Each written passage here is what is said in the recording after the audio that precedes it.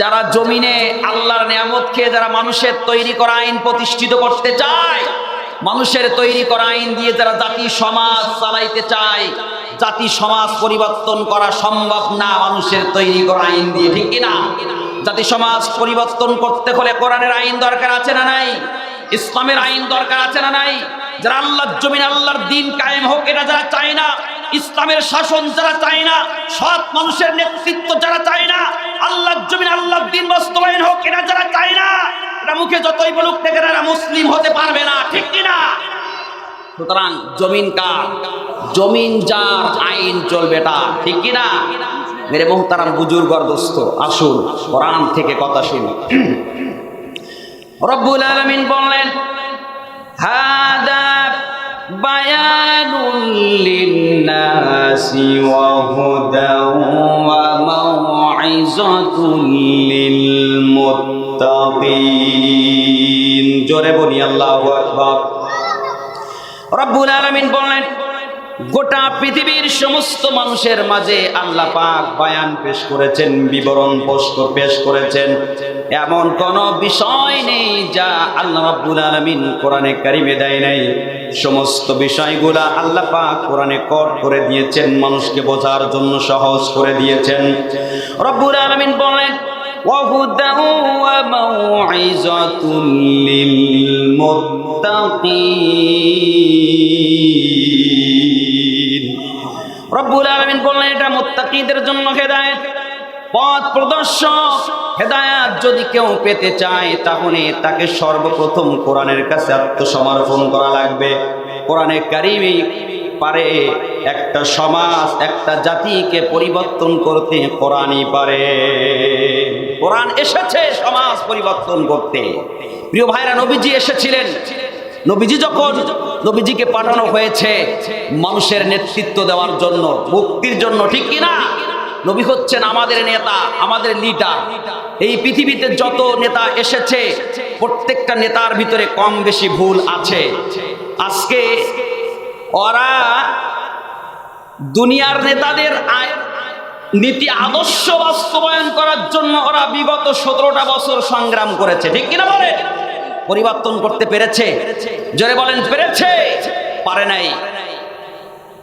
সমাজ জাতি পরিবর্তন করতে হলে বিশ্ব নবীর আদর্শ প্রতিষ্ঠিত করার দরকার আছে না নাই? জোরে বলেন, আছে না নাই? অবশ্যই আছে।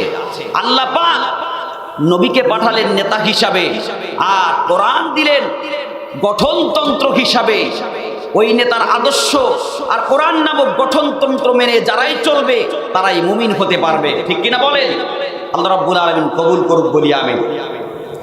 আমার প্রিয় ভাইয়েরা, আল্লাহ রাব্বুল আলামিন নবীজির মাঝে যখন কোরআনে কারীম নাজিল করেছেন, নবীজি যখন কোরআন দিয়ে মানুষের কাছে দাওয়াত দেওয়া শুরু করে দিলেন, মক্কার বড় বড় কাফের লিডারেরা তারা বললেন, মুহাম্মদ এটা তুমি নতুন করে কোথায় পেয়েছো? কে তোমাকে দিয়েছে? তখন নবী আলাইহিস সালাতু ওয়াস সালাম বললেন, এটা আল্লাহ রাব্বুল আলামিনের দেওয়া ঐশী বাণী। লাইসা হাদা মিন কালামিন বাশার। এটা মানুষ রচিত কোন ধর্মীয় গ্রন্থ না, এটা আল্লাহ রাব্বুল আলামিনের ঐশী বাণী। মানুষ রচিত কোন গ্রন্থ না, এটা আল্লাহ তাআলার বাণী। বাণী কার? আল্লাহ। সম্মানিত প্রিয় ভাইরা, আসুন সেই কোরআনে কারীমের 13 নম্বর সূরা, সূরা আর-রাদ, রাদের 11 নম্বর আয়াত তেলাওয়াত করেছি। রাত মানে হচ্ছে বজ্রপাত। প্রিয় ভাইরা, বেশি সময় নিব না, মহাদেশ সাহেব এসেছেন, কথা বলবেন। অল্প সময় আমি কোরআনে কারীমের সূরা রাদের একটি আয়াত এবং নবীজির অসংখ্য বাণী থেকে ছোট্ট একটি হাদিস তেলাওয়াত করেছি। আল্লাহ তাআলা যদি তৌফিক দেয় কিছু কথা আজকে আপনাদের সম্মুখে পেশ করবো ইনশাআল্লাহ। শেষ পর্যন্ত থাকবেন তো ইনশাআল্লাহ? আসুন। রব্বুল আলামিন বললেন, লাহু মুআক্কিবাতুম মিন বাইনি ইয়াদাইহি ওয়া মিন খালফিহি ইয়াহফাজুনাহু মিন আমরিল্লাহ। জোরে বলি আল্লাহু আকবার। রব্বুল আলামিন বললেন, আমি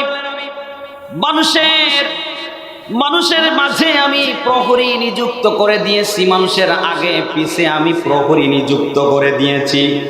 তাফসীর ইবনে কাসিরের ভিতরে আসছে, প্রত্যেকটা মানুষের সঙ্গে আল্লাহ রাব্বুল আলামিন রাত এবং দিনের ভিতরে 20 জন করে ফেরেশতা নিযুক্ত করে দিয়েছে।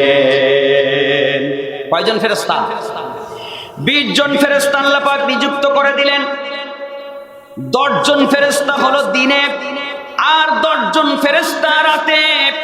রাত দিন 24 ঘন্টা মিলে আল্লাহ রাব্বুল আলামিন 20 জন ফেরেশতা তথা প্রহরী আল্লাহ পাক নিযুক্ত করে দিয়েছেন প্রতিটা মানুষের সঙ্গে। এই ফেরেশতারা আল্লাহ রাব্বুল আলামিনের আদেশে ওই সমস্ত ব্যক্তিদেরকে, দুনিয়ার সমস্ত মানুষদেরকে আল্লাহ রাব্বুল আলামিনের আদেশে তারা রক্ষণাবেক্ষণ করে, পাহারাদারিত্ব করে। বিভিন্ন বিপদ আপদ মুসিবত থেকে তাদেরকে হেফাজত করার জন্য আল্লাহ রাব্বুল আলামিন প্রহরী নিযুক্ত করে দিয়েছেন। প্রহরী নিযুক্ত করেছেন কে? যারা বলেন কে? বিপদ মুসিবত থেকে তাদেরকে হেফাজত করার জন্য আল্লাহ পাক একের পর এক প্রহরী নিযুক্ত করেছেন। তার ভিতরে কিরামান কাতিবিনও আছেন, যারা ভালো মন্দ লিপিবদ্ধ করে, নেক আমল এবং বদ আমল যারা লিপিবদ্ধ করে তাদেরকে কি বলা হয়? কিরামান কাতিবিন। ডান কাঁধে আর বাম কাঁধে দুইজন আছে না নাই? যদি বলেন আছে না নাই? এরা কি ঘুষ খায় নাকি? ঘুষ খায়? ঘুষ খায় না। আল্লাহ দুইজনকে নিযুক্ত করে দিয়েছেন লিপিবদ্ধ করার জন্য। তারা মৃত্যুর আগ পর্যন্ত বান্দার আমলগুলা তারা লিপিবদ্ধ করবে, ভালো এবং মন্দ। এর ভিতরে এই দুইজনকে দিয়েই আল্লাহ 20 জন ফেরেশতা নিযুক্ত করে দিয়েছেন। এখন আপনি প্রশ্ন করতে পারেন কোরআনের কাছে, প্রশ্নটা হচ্ছে যে হুজুর 20 জন ফেরেশতা আল্লাহ নিযুক্ত করে দিলেন, তাহলে আমাদের বিপদ আপদগুলো আসে কেন? এই যে অ্যাক্সিডেন্ট হচ্ছে, হ্যাঁ, বিভিন্ন রকম সমস্যায় পড়তেছি, তাহলে ফেরেশতারা করে কি? তাদের কাজটা কি? আমার সম্মানিত প্রিয় ভাইরা, তাফসীরের ভিতরে এসেছে এই 20 জন ফেরেশতা তারা আপনাকে আমাকে একের পর এক তারা পাহারাদারিত্ব করতেছে, কিন্তু আল্লাহ রাব্বুল আলামিন প্রতিটা বান্দার তাকদীর দিয়েছে একটা করে। তাকদীর কি দিয়েছেন? জোরে বলেন কি? আল্লাহ পাক একটা করে তাকদীর দিয়েছেন। এই তাকদীরে বান্দার যেটা লিপিবদ্ধ থাকবে ওটা অবশ্যই হবে। তাকদীরের ফয়সালা হওয়ার আগ পর্যন্ত ফেরেশতা ওই বান্দাকে সিকিউরিটি দিবে। যখন তাকদীরের সময় আসবে, তাকদীরের কোনো একটা লিখন, যেমন আপনি এখন এখান থেকে সাতক্ষীরা যাবেন বাইকে করে, যাওয়ার সময় মাঝখানে আপনার অ্যাক্সিডেন্ট হবে। এখন আপনি প্রশ্ন করতে পারেন যে হুজুর এই অ্যাক্সিডেন্টটা ফেরেশতা যেহেতু আছে তাহলে অ্যাক্সিডেন্ট হলো কিভাবে? প্রিয় ভাইরা, ওই অ্যাক্সিডেন্টটা আপনার কপালে তাকদীরে লেখা আছে। ওরা আল্লাহ জন্মের আগে, দুনিয়ায় আসার আগে লিপিবদ্ধ করে দিয়েছেন। তাকদীরের ফয়সালা আসার আগ পর্যন্ত ফেরেশতারা আপনাকে পাহারাদারিত্ব করবে। কথা কি বুঝতেছেন? বুঝতেছেন? যখন তাকদীরের ফয়সালা আসবে তখন ফেরেশতারা সরে আসবে, ওটা ঘটে যাবে, আবার ফেরেশতারা কাছে চলে যাবে, কারণ ওটা তাকদীরে ওরা নির্ধারণ করে দিয়েছেন কে? জোরে বলেন কে? আল্লাহ নির্ধারণ করে দিয়েছেন।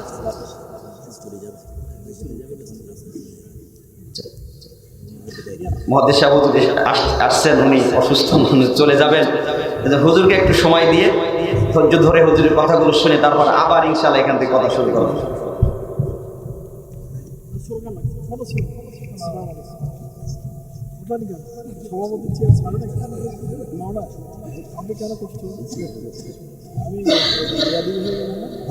লা ইলাহা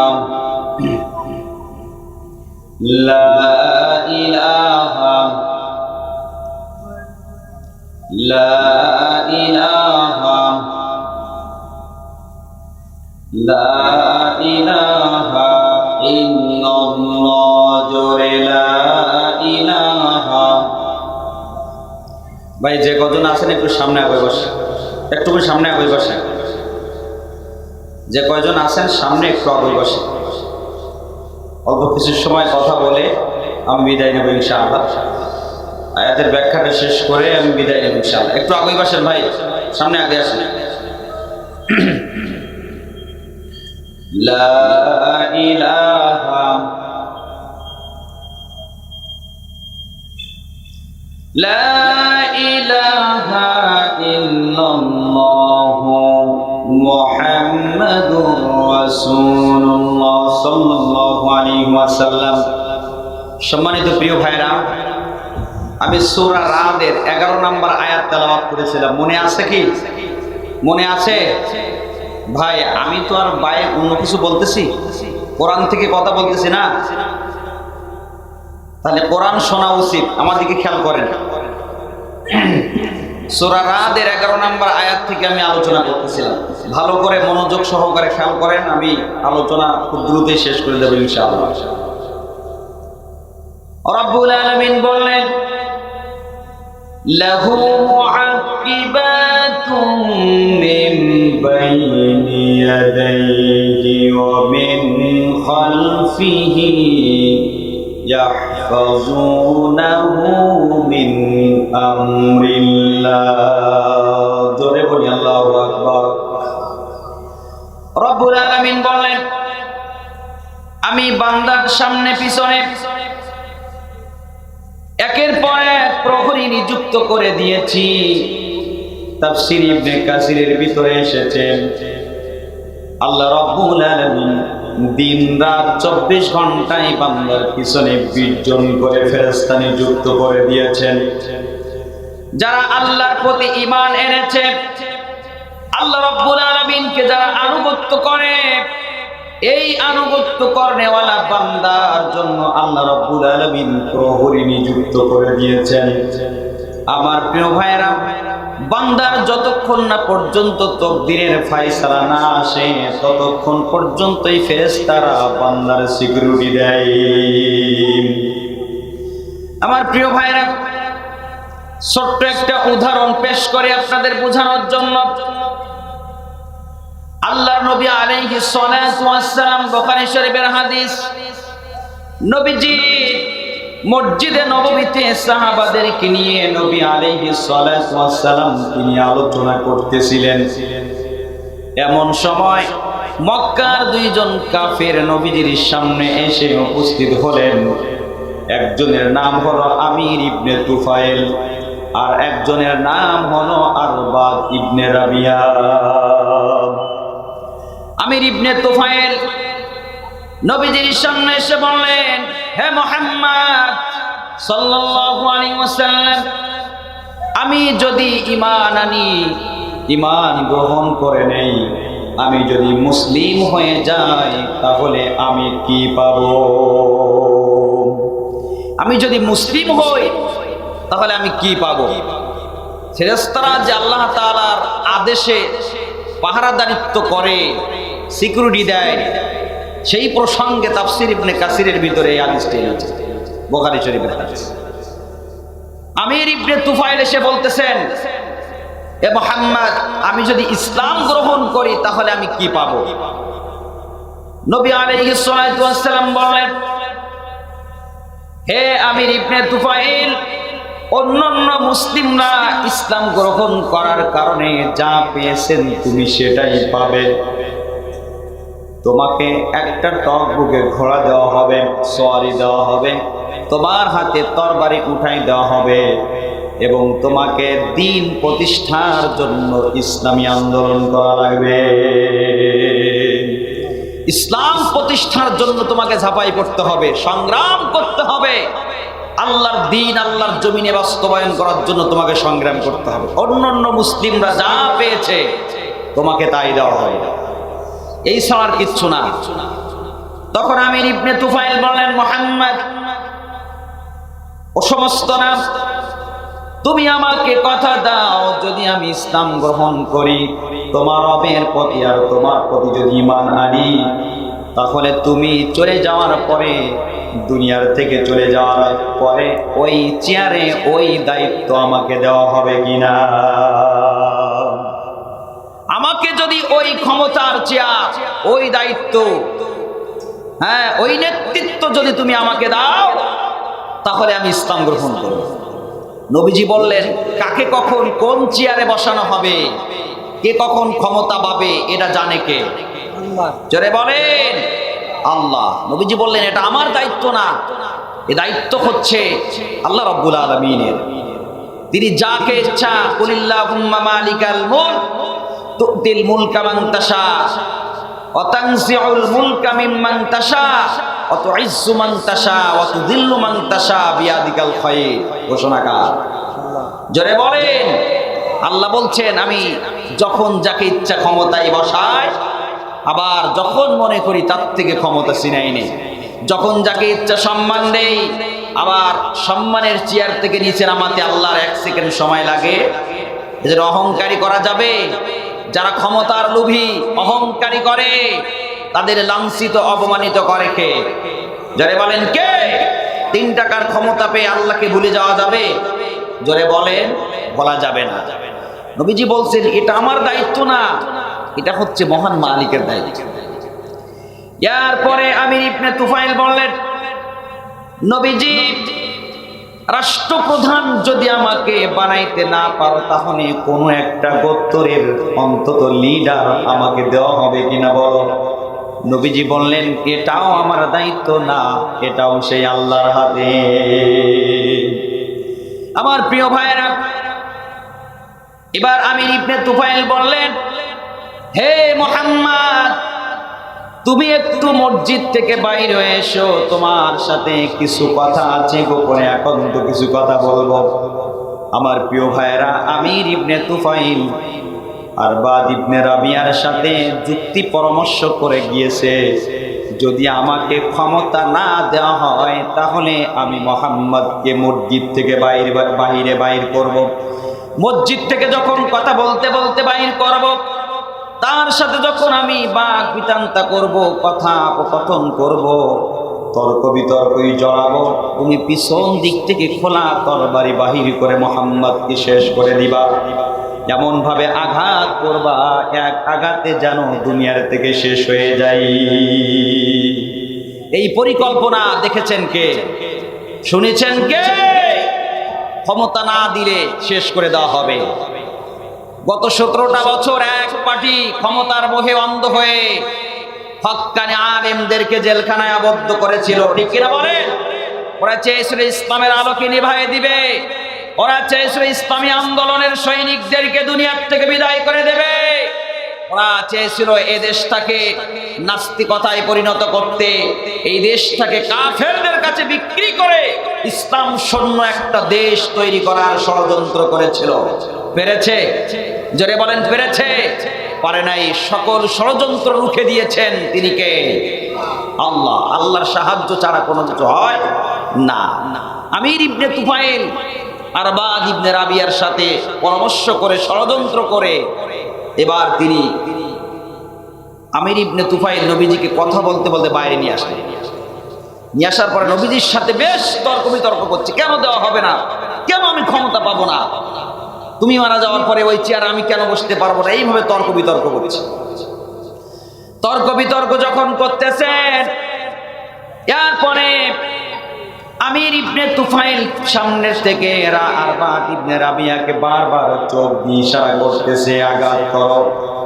আমার প্রিয় ভাইরা, আরবাদ ইবনে রাবিয়া যখন তরবারি থেকে খামের ভিতর থেকে তরবারিটা বাহির করে নবীজিকে আঘাত করতে যাবে, তরবারিটা যখন বাহির করতে যাবে, এমন সময় ফেরেশতারা এসে সাথে সাথে রাবিয়ার হাত ধরে ফেললে, সাথে সাথে আরবাদের হাতটা খামটি দিয়ে ধরলেন, আটকে ধরলেন, অর্ধেকটা বাহির করে টানাটানি করতেছেন তরবারি থেকে।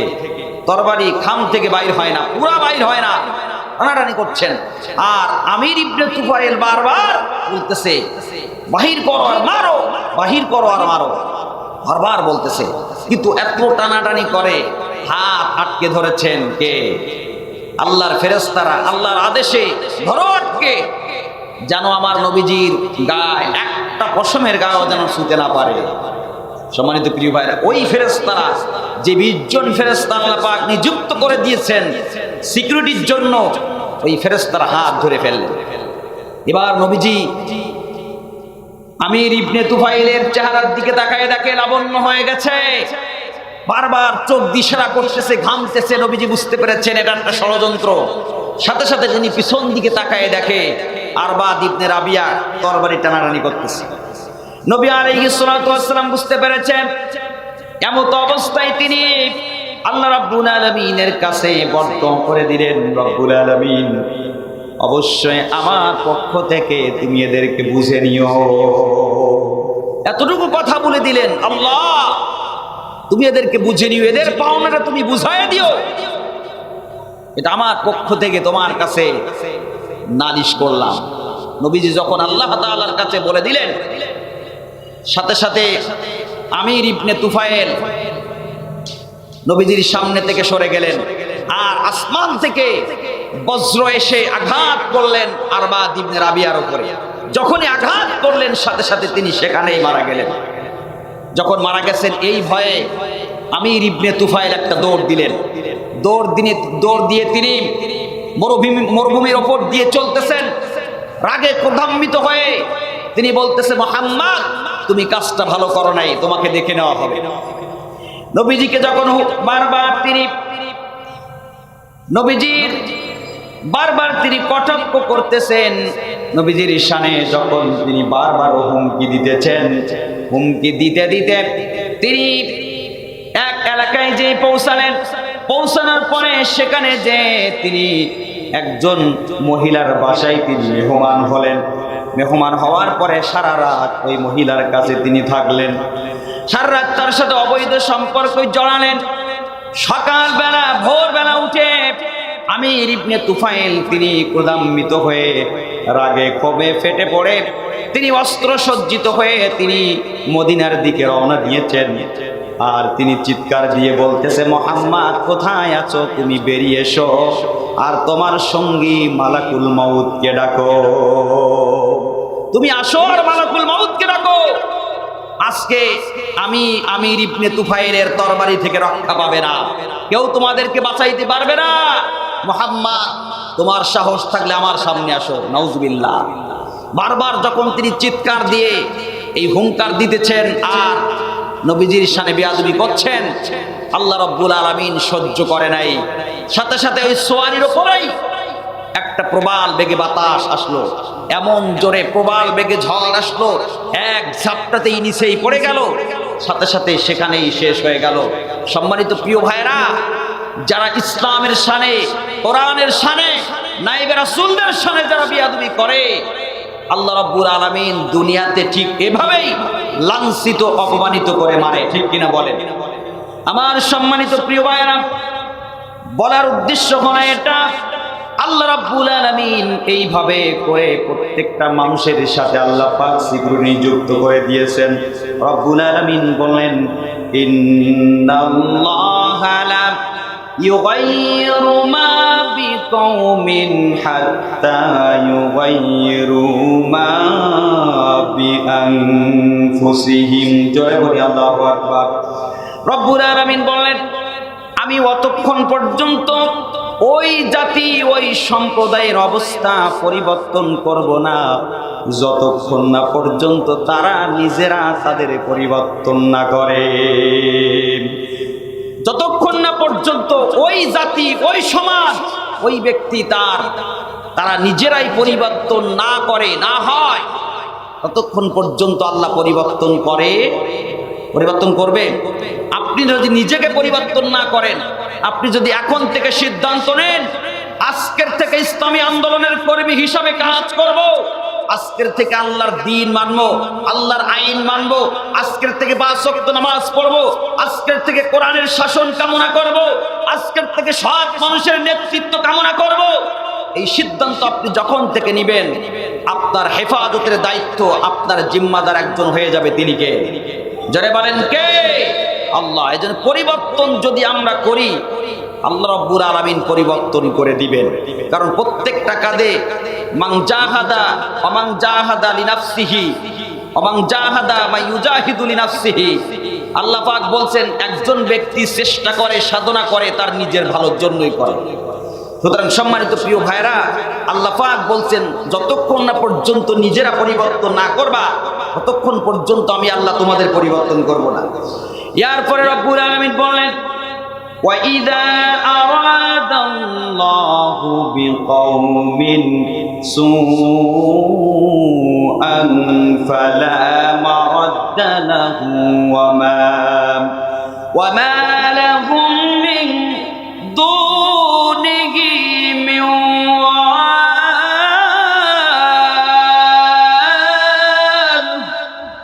জোরে বলি আল্লাহু আকবার। ভাই যে কজন আছেন একটু চিৎকার দিয়ে বলি আল্লাহু আকবার। আওয়াজ জিমাচ্ছেন আপনারা? রব্বুল আলামিন বলছেন আমি কোন সম্প্রদায়ের জন্য যদি অশুভ কিছু নির্ধারণ করি, কোন সম্প্রদায়ের জন্য কোন গোষ্ঠীর ওপরে যদি আমি অশুভ কিছু নির্ধারণ করি, অশুভ চাই, যদি তাদের ধ্বংস আমি করে দেওয়ার সিদ্ধান্ত নেই, সেটা রদ করার মতো, বাধা দেওয়ার মতো পৃথিবীতে কোনো শক্তি নাই। কোন সম্প্রদায় কোন জাতিকে যদি তাদের জন্য অশুভ কিছু নির্ধারণ করে, সেটা প্রতিহত করার ক্ষমতা কারো নাই। আছে?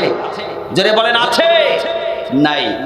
এরপর রব্বুল আলামিন বললেন وَمَا لَهُم مِّن دُونِهِ مِن وَالٍ আল্লাহ পাক বলছেন আমি ছাড়া তাদের কোনো ওলি নাই, আমি ছাড়া তাদের কোনো অভিভাবক নাই, রব নাই। আপনার আমার রব কে? আল্লাহ। তিনি আমাদের অভিভাবক। আমরা যারা মুমিন, একটা পরিবার। মুমিনরা কি? একটা পরিবার। আর এই পরিবারের অভিভাবক কে? জোরে বলেন কে? আল্লাহ হচ্ছেন অভিভাবক। একটা সংসার, একটা পরিবারের যেমন বাবা অভিভাবক থাকে, ঠিক তেমনি করে যারা মুমিন ইমানদারদের অভিভাবক কে? আল্লাহ। সম্মানিত প্রিয় ভাইরা, তো আল্লাহ রাব্বুল আলামিন অবশ্যই আপনাকে আমাকে পরিবর্তন করবেন, অবশ্যই আপনাকে আমাকে সৎ পথ দেখাবেন, যদি না আমরা নিজেদেরকে পরিবর্তন করি। ঠিক কিনা বলেন? আজকের থেকে সিদ্ধান্ত নিতে হবে 5 ওয়াক্ত নামাজ জামাতের সাথে আদায় করব। আনুগত্য করব কার? যারা বলেন কার? যারা ইসলাম থেকে, কোরআন থেকে মুখ ফিরায় রাখবে, যারা আল্লাহর আনুগত্য করবে না, যারা আল্লাহর আইন থেকে মুখ ফিরায় রাখবে, আল্লাহ রাব্বুল আলামিন দুনিয়া এবং আখিরাত তাদের জন্য শাস্তি রেখেছেন 3টা। কয়টা? জোরে বলেন কয়টা? 3টা শাস্তি আল্লাহ রাব্বুল আলামিন রেখে দিয়েছেন। রাব্বুল আলামিন বলেন وَمَنْ أَعْرَضَ عَنْ ذِكْرِي فَإِنَّ لَهُ مَعِيشَةً ضَنكًا وَنَحْشُرُهُ يَوْمَ الْقِيَامَةِ أَعْمَى জোরে বলি আল্লাহু আকবার। রব্বুল আলামিন বলেন যারা আল্লাহ রাস্তা থেকে মুখ ফেরাই নিল, কোরআন থেকে, ইসলাম থেকে যারা মুখ ফিরাই নিল, ওই বান্দাদেরকে দুনিয়ার জীবনটা সংকীর্ণ করে দেওয়া হবে। তারা এত ইনকাম করবে, ইনকামের ভিতরে কোনো বরকত হবে না। দুনিয়াতে চলাফেরা করবে, তাদের জন্য এতটাই সংকীর্ণ করা হবে, অশান্তির বেড়া জালে মরবে, তারা শান্তি পাবে না। কারণ আল্লাহ থেকে যারা মুখ ফিরায় নাই, আল্লাহ রাব্বুল আলামিন তাদের উপর থেকে জিম্মাদারি উঠায় নাই, ওই ব্যক্তি দুনিয়ায় শান্তি পাবে না।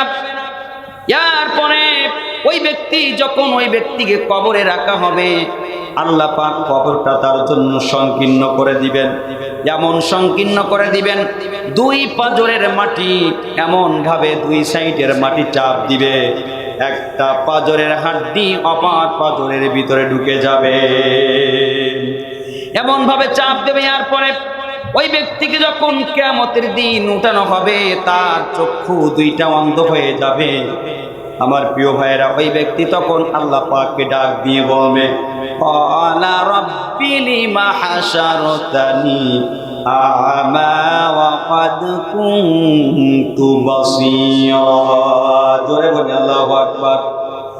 আমার প্রিয় ভাইয়েরা, ওই ব্যক্তি আল্লাহ পাককে ডাক দিয়ে বলবে রব্বুল আলামিন, দুনিয়াতে আমরা চক্ষু মানছিলাম, দুনিয়াতেই চক্ষু দিয়ে আমরা দুনিয়া দেখেছি, নাজ নিয়ামত দেখেছি, আজকে কেন আমাদের চক্ষু 2টা অন্ধ করে দেওয়া হয়েছে? তখন বলবে আল্লাহ পাক ডাক দিয়ে বলবেন বান্দারে, এই চক্ষুওয়ালা ফেস দিয়ে দুনিয়াতে তোমরা আমার থেকে মুখ ফিরাই নিয়েছিলা, যেমনি করে আমার থেকে মুখ ফিরাই নিয়েছিলা তেমনি আজকেও আমি মুখ ফিরাই নিলাম এবং ওই চক্ষু দুইটা আমি বন্ধ করে দিলাম। যেমনি করে দুনিয়াতে তোমরা আমাকে ভুলে গিয়েছিলাম, তেমনি করে আমি আল্লাহ পাক আজকে তোমাদেরকে ভুলে গেলাম। আমার প্রিয় ভাইরা, এজন্য ইসলামের বিরুদ্ধাচারণ করবে যারা, কোরআনের বিরুদ্ধাচারণ করবে যারা, ইসলাম থেকে মুখ ফিরাই নিবে যারা, কিয়ামতের দিন আল্লাহ রাব্বুল আলামিন তাদের চক্ষু দুইটা অন্ধ করে দিবে। আমার সম্মানিত প্রিয় ভাইরা, রাত অনেক হয়ে গেছে, আর সবচেয়ে বড় জিনিস হচ্ছে প্রিয় ভাইরা, এইভাবে প্রোগ্রাম করা যায় না। লোকজন না থাকলে আলোচনা হয়, আলোচনা করা যায় না। তো প্রিয় ভাইরা, এই ৫-৭ জন লোক আপনার সামনে বসে আছে, তো এটা খুব দুঃখজনক ব্যাপার। কোরআনের ময়দানগুলা এমন হওয়া উচিত না, কোরআনের ময়দানগুলো এমন হওয়া উচিত না। যাই হোক, এটা একটা দুঃখজনক ব্যাপার, এটা অপমানজনক ব্যাপার। যাই হোক, যতক্ষণ আমরা কথা শুনেছি, কারণ একটা বক্তার সামনে শ্রোতা না থাকলে কথা আলোচনা করা ফাঁকা মাটায় গোল দেওয়ার মতো অবস্থা। তো আমি যা হোক আর কথা বাড়াচ্ছি না, যতটুকু এলোমেলো কথা বলেছি, 12:30 বাজতে গেছে। আসলে প্রোগ্রামগুলো রাত 12টা অবধি হওয়া উচিত, ফজরের নামাজ আছে। তো যাই হোক, সম্মানিত প্রিয় ভাইরা, তো আমি যা একটা আলোচনা করেছি সংক্ষিপ্ত ব্যাখ্যা আপনাদেরকে বলেছি। ইহার পরে আমাদের সবাইকে আমল করার তৌফিক দিক বলি আমি। ভাই দোয়াটা করে যায়, বসে, এতক্ষণ বসেছিলেন, দোয়াটা করে যায়, বসে। সবাই দুরূদ ইব্রাহিম পড়ি একবার। আল্লাহুম্মা সাল্লি আলা মুহাম্মদ ওয়া আলা আলি মুহাম্মদ কামা সাল্লাইতা আলা ইব্রাহিম ওয়া আলা আলি ইব্রাহিম ইন্নাকা হামিদুম মাজিদ। আল্লাহুম্মা বারিক আলা মুহাম্মদ ওয়া আলা আলি মুহাম্মাদিন কামা বারাকতা আলা ইব্রাহিম ওয়া আলা আলি ইব্রাহিম হামিদুম মাজিদ। আস্তাগফিরুল্লাহাল্লাযী লা ইলাহা ইল্লা হুয়াল হাইয়্যুল কাইয়্যুম ওয়া আতুবু ইলাইহি লা হাওলা ওয়া লা কুওয়াতা ইল্লা বিল্লাহিল আলিয়্যিল আযীম। আলহামদুলিল্লাহি রাব্বিল আলামিন। اللهم انت السلام ومنك السلام تباركت يا ذا الجلال والاكرام। রব্বুল আলামিন সন্ধ্যার পর থেকে এই পর্যন্ত কোরআন হাদিস থেকে যতগুলো কথা বলা হয়েছে, আয় আল্লাহ তাআলা মেহেরবানি করে ইহার পরে আমাদের সবাইকে আমল করার তৌফিক দাও। আয় আল্লাহ তাআলা আজকের এই সুন্দর আয়োজন, যারা অর্থ দিয়ে শ্রম দিয়ে আজকের এই সুন্দর আয়োজন যারা করেছেন, রব্বুল আলামিন কিয়ামতের কঠিন মুসিবতের দিনে আল্লাহ তুমি নাজাতের জরিয়া হিসেবে কবুল করে নাও। রব্বুল আলামিন, আয় আল্লাহ তাআলা মাইক সাউন্ড রেকর্ডার মিডিয়া ভাইয়েরা যারা এসেছেন, আল্লাহ তুমি তাদেরকে দিনের খাদেম বানায় দাও। আজকের মাহফিলে যত মা বোনেরা এসেছেন, মা আয়েশা খাদিজার সাথে কবুল করে নাও। আইলে মাদ্রাসার সুপার সাহেব সহ আসাতাজে কেরাম যারা আছেন, আল্লাহ তাআলা সবাইকে তুমি দ্বীনের কোরআনের খাদেম বানায় দাও। আল্লাহ এই মাদ্রাসাটা তুমি মৃত্যুর আগ পর্যন্ত, কিয়ামত পর্যন্ত জারি রাখিও। আল্লাহ তাআলা যা কিছু বাকি আছে গায়েবী খাজানা থেকে তুমি পূরণ করে দাও। এলাকাবাসীর প্রতি রহম করো রব্বুল আলামিন। আয় আল্লাহ তাআলা, আমি অধম দিনের কথাগুলা মানুষের মাঝে এইভাবে মৃত্যুর আগ পর্যন্ত বলতে পারি, সেই তৌফিক দেয়া দাও। যারা এই কথা বলেছেন প্রত্যেকের কথাগুলা কবুল করে নাও। আয় আল্লাহ তাআলা, এলাকায় যত কবরবাসী দুনিয়া ছেড়ে চলে গেছে, রব্বুল আলামিন সবাইকে জান্নাতের মেহমান বানিয়ে দাও। রব্বিরহামহুমা কামা রাব্বায়ানি সগীরা। রব্বানা আফরিগ আলাইনা সাবরা ওয়া সাব্বিত আকদামানা ওয়ানসুরনা আলাল কওমিল কাফিরিন।